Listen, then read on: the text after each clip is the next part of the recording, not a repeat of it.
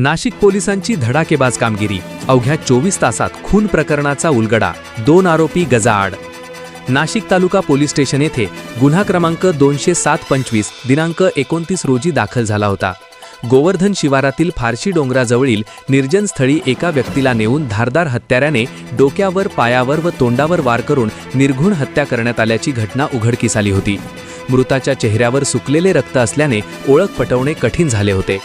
उपविभागीय पोलीस अधिकारी वासुदेव देसले यांच्या मार्गदर्शनाखाली नाशिक तालुका पोलीस स्टेशनचे पोलीस निरीक्षक श्रीमती मृदुला नाईक यांनी तपासाची सूत्रे हाती घेतली।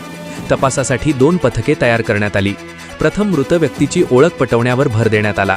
काही तासांतच मृताची ओळख अरविंद परशुराम पांडे, वय 40, सध्या सातपूर नाशिक, मूळ बडकीस नदिया, जिल्हा भोजपूर बिहार अशी पटवण्यात पोलिसांना यश आले। पोलीस तपासात असे निष्पन्न झाले की अरविंद पांडे हा 28 तारखेला दारूच्या दुकानात मद्यपान करत होता। सीसीटीव्ही फुटेज तपासल्यानंतर पंडित व धर्मेंद्र पंडित रा बिहार यांनी त्याला मद्यपानानंतर मोटारसायकलवर घेऊन गेल्याचे स्पष्ट झाले। यानंतर पोलिसांनी तपासाची चक्रे वेगाने फिरवत आरोपींचे पत्ते मिळवले। वरिष्ठांच्या आदेशानुसार तत्काळ पथक बिहार राज्यात रवाना करण्यात आले।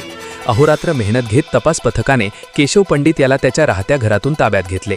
न्यायालयाने त्याला 7 दिवसांची पोलीस कोठडी सुनावली असून गुन्ह्यात वापरलेला चाकू, मोटारसायकल तसेच रक्ताने माखलेले कपडे आरोपीकडून जप्त करण्यात आले आहेत। या गुन्ह्यातील मुख्य आरोपी धर्मेंद्र पंडित उर्फ धर्मेंद्र प्रजापती याला वृंदावन, उत्तर प्रदेश येथून अटक करण्यात आली असून न्यायालयाने त्याला 3 दिवसांची पोलीस कोठडी सुनावली आहे।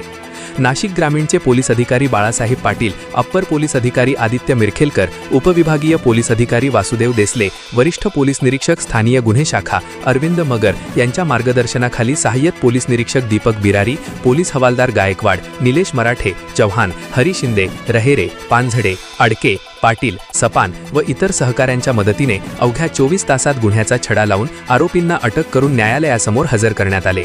नाशिक तालुका पोलिसांच्या या वेगवान व प्रभावी कारवाईचे सर्वत्र कौतुक होत आहे। प्रखर न्यूजसाठी भैयासाहेब माळी, सटाणा।